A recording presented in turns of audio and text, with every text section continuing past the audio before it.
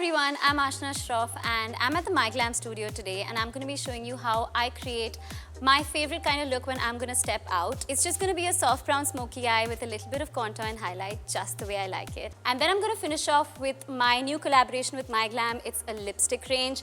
There are 14 shades and I'm super excited to share everything with you about it.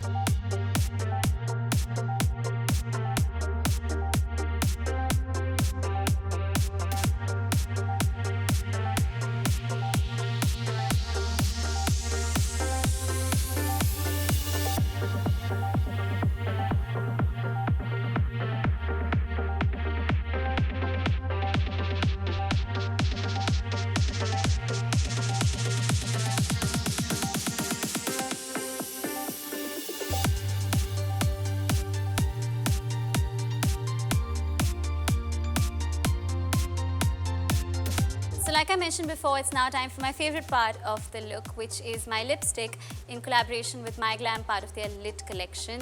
There are 14 satin matte shades and I'm going to use one of my favorites right now. It's like the perfect coral peachy nude color and I think it goes really well with like warmer skin tones. If you know anything about me, I absolutely love warm tones when it comes to my makeup and this shade is amazing.